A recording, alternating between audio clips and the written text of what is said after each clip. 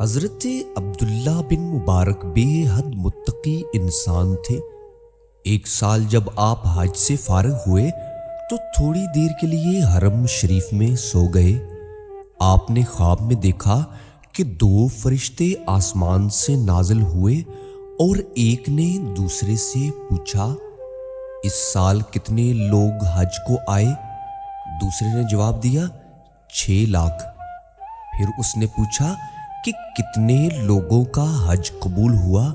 جواب ملا، کسی کا حج قبول نہیں ہوا سوائے دمشق کے اس موچی کے جس کا نام علی بن الموفق ہے۔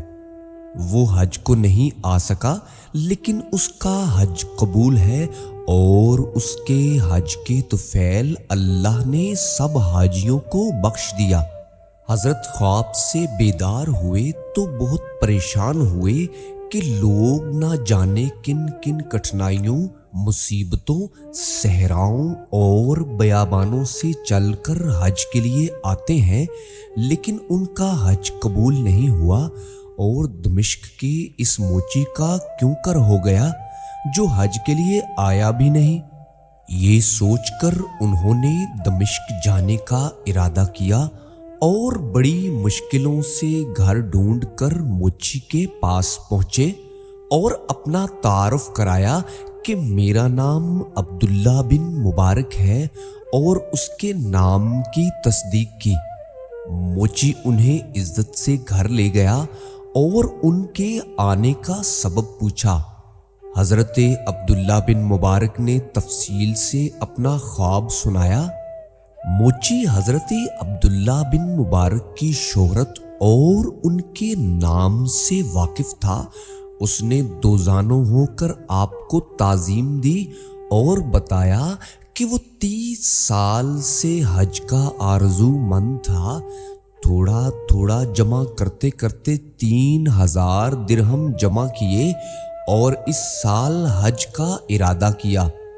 ایک دن میری بیوی نے مجھ سے کہا کہ پڑوس کے گھر سے گوشت پکنے کی خوشبو آ رہی ہے، آپ جائیے اور تھوڑا سا سالن مانگ کر میرے لیے لے آئیے۔ میں پڑوسی کے گھر گیا اور ان سے تھوڑا سا سالن مانگا تو اس نے نہایت عاجزی سے کہا، 3 دن اور 3 راتوں سے میرے بیوی بچوں نے کچھ نہیں کھایا ہے۔ آج اتفاق سے ایک مردار گدھا دیکھا تو اس سے ایک گوشت کا ٹکڑا کاٹ کر لے آیا تاکہ بچوں کا پیٹ بھر سکوں۔ وہی طعام پک رہا ہے لیکن میں آپ کو وہ نہیں دے سکتا کیونکہ وہ تو تمہارے لیے حلال ہی نہیں۔ جب میں نے یہ سنا تو دکھ تو بہت ہوا کہ پڑوسی اور اس کے بچے 3 دن کے فاقے سے ہیں اور میں 3000 درہم گھر میں رکھے بیٹھا ہوں۔ فوراً گھر آیا اور تمام رقم نکال کر پڑوسی کو دی کہ اس سے اپنے بال بچوں کا گزارا کرو، میرے نصیب میں ہوگا تو پھر حج کے لیے جمع کر لوں گا۔ حضرت نے جب یہ ماجرا سنا تو موچی کو مبارکباد دی اور فرمایا کہ نیتوں کا حال تو خدا جانتا ہے۔ اللہ تعالیٰ نے تم پر خاص عنایت کی کہ حج کو جائے بغیر تمہارا حج اللہ نے قبول کیا۔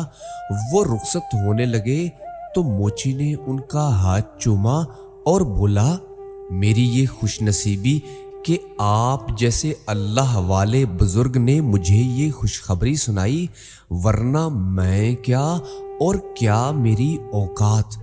اللہ رب العزت نے اس موچی پر اتنا کرم فرمایا کہ اپنے ایک مسلمان بھائی کی ضرورت کو پورا کرنے کے لیے اس نے اپنے حج کے لیے جمع کی ہوئی تمام رقم کو اپنے اس مجبور بھائی کہ جو مردار کا گوشت خود بھی کھانے اور اپنے بچوں کو بھی کھلانے پر مجبور تھا اس کے حوالے کر دی اور حج بیت اللہ سے محروم رہے۔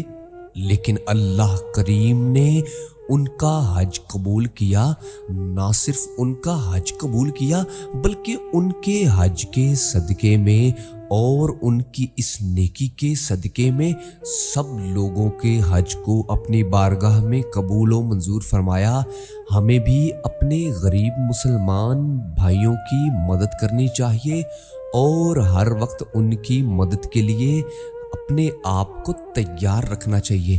اللہ کریم سب کے حالات اچھے فرمائے، اللہ کریم سب کی تنگ دستیوں کو دور فرمائے، اور اللہ رب العزت سب کو بابرکت رزق حلال نصیب فرمائے۔ آمین یا رب العالمین۔